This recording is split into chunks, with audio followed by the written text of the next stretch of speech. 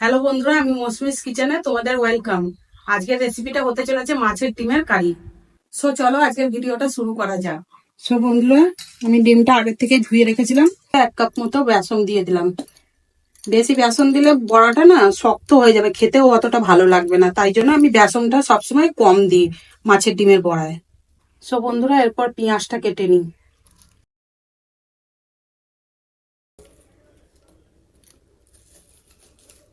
So guys, পেঁয়াজটা কাটা হয়ে গেলো। এবার পেঁয়াজটা আমি দিয়ে দিলাম। আমি 4টে কাঁচা লঙ্কা কুচিয়ে দিয়ে দিলাম। এবার তোমরা যেমন ঝাল খাবে সেমনি দেবে, কারণ আমরা তো বেশি ঝাল খাই, তাই জন্য 4টে দিলাম। বন্ধুরা, আমি আদা রসুন দিলাম, এটা পেস্ট করব।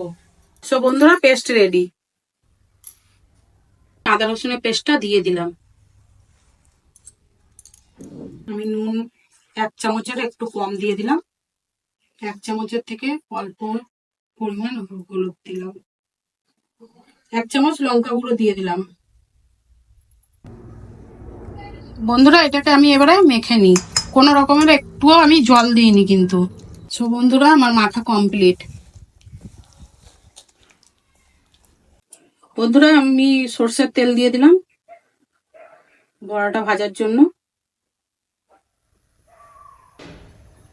বন্ধুরা, তেলটা গরম হয়ে গেছে।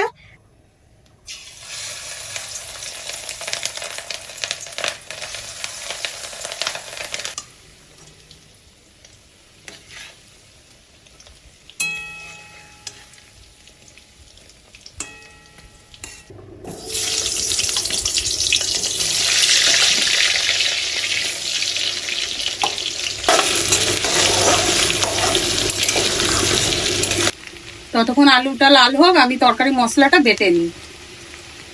ধনে, জিরে, গোলমরিচ এতটা দিলাম।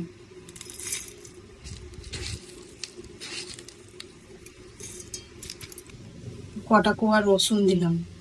এইটুকু আদা দিলাম। একটা টমেটো দিলাম। আমরা ঝাল খেতে পছন্দ করি, তাই আমি 6-7খানা লঙ্কা দিয়ে দিলাম, শুকনো লঙ্কা। আর একটা পেঁয়াজ দিয়ে দিলাম। বন্ধুরা, ফোড়নের জন্য আমি 4টে শুকনো লঙ্কা দিলাম। শুকনো লঙ্কাটা একটু লাল হয়ে যাক। 2টো তেজপাতা দিলাম। একটু সাদা জিরে দিলাম। একটু কালো জিরে দিলাম। ফোড়ন দেওয়া হয়ে গেছে, এবার মশলাটা আমি দিচ্ছি।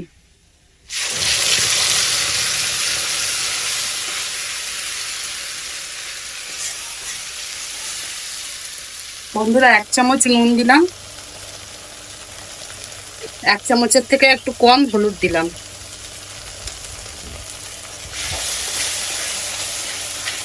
আলুটা দিয়ে কষিয়ে নিলাম। আলু কষা কমপ্লিট।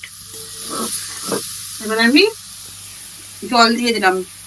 1 কাপ জল দিলাম। হাফ কাপ জল দিলাম, আরো টোটাল 1.5 কাপ জল দিলাম। বড়াগুলো দিয়ে দিলাম। এবার 2 মিনিট ফুটাবো। বেশিক্ষণ বন্ধুরা তোমরা ফুটাবে না, কারণ বড়াটা খেতে ভালো লাগবে না। সো বন্ধুরা, কারি আমার কমপ্লিট। এবারে এটাকে নামিয়ে দিই।